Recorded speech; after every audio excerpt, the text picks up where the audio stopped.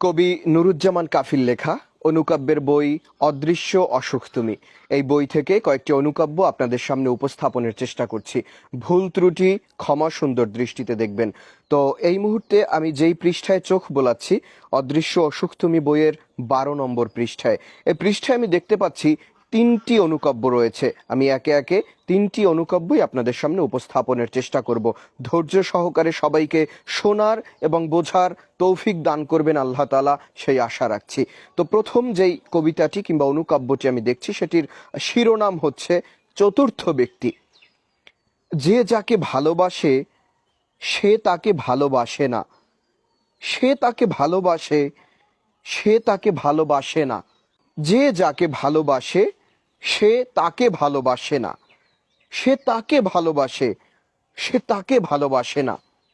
আমি আসলে বাংলা সাহিত্যের একজন ছাত্র, অনার্স মাস্টার্স কমপ্লিট করেছি বাংলা সাহিত্যের উপরে।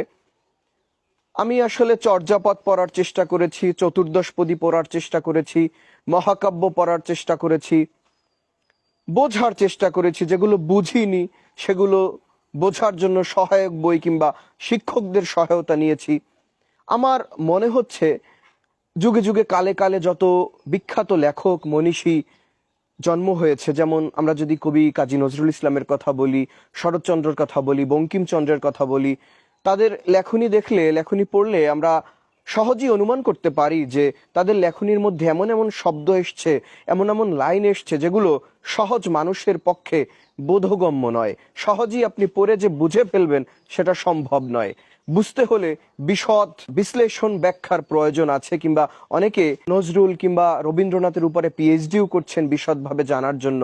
তো এই লেখাগুলো পড়ে কিংবা এই চারটি লাইন পড়ে আমার তেমনটাই মনে হয়েছে যে এগুলো বুঝতে হলে আপনাকে এই ব্যক্তির উপরে কিংবা এই লেখাগুলোর উপরে পিএইচডি করতে হবে, কিংবা বিশদ ব্যাখ্যা বিশ্লেষণের প্রয়োজন আছে। সবাই যে এই লেখার মর্মার্থ উপলব্ধি করতে পারবে এমনটা আমার মনে হয়নি।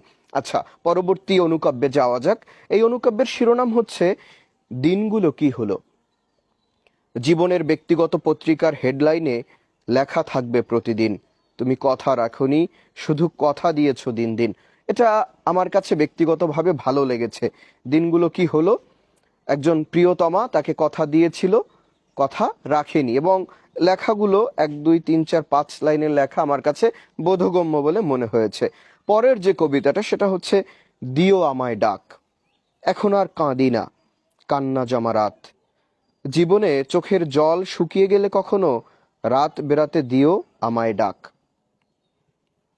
বুঝতে পেরেছি যে তার কান্না শুকিয়ে গেছে কিংবা কান্না জমে গেছে, এখন আর কাঁদছে না। জীবনে চোখের জল শুকিয়ে গেলে রাত বেরাতে দিও আমায় ডাক।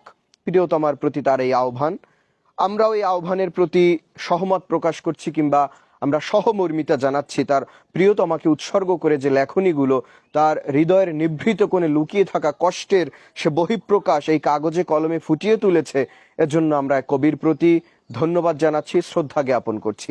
এবারে আরো একটি অনুকাব্য আপনাদের সামনে উপস্থাপনের চেষ্টা করছি। অদৃশ্য অসুখ তুমি বইয়ের 25 নম্বর পৃষ্ঠায় এই অনুকাব্যটি রয়েছে। শিরোনাম হচ্ছে বিবাহ হয়েছে। 3টি লাইনের একটি কবিতা কিংবা অনুকাব্য। ডিপার্টমেন্টের মেয়েটা এখনো জানে না যে তার ডিপার্টমেন্টেরই একটি ছেলে তাকে অসম্ভব ভালোবাসে। বাহ, কি সুন্দর, কি স্নিগ্ধ, কি হৃদয়স্পর্শী, কি মর্মস্পর্শী। আমরা চাই এ ধরনের লেখনী তিনি সামনের বইমেলাগুলোতে, সামনের দিনগুলোতে আমাদেরকে উপহার দিয়ে যাবেন। তো এতক্ষণ ধৈর্য ধরে যারা শুনলেন সকলকে ধন্যবাদ, এবং সাথে সাথে দুঃখ প্রকাশও করছি। হয়তো অনেকেরই গুরুত্বপূর্ণ সময় আমি নষ্ট করেছি।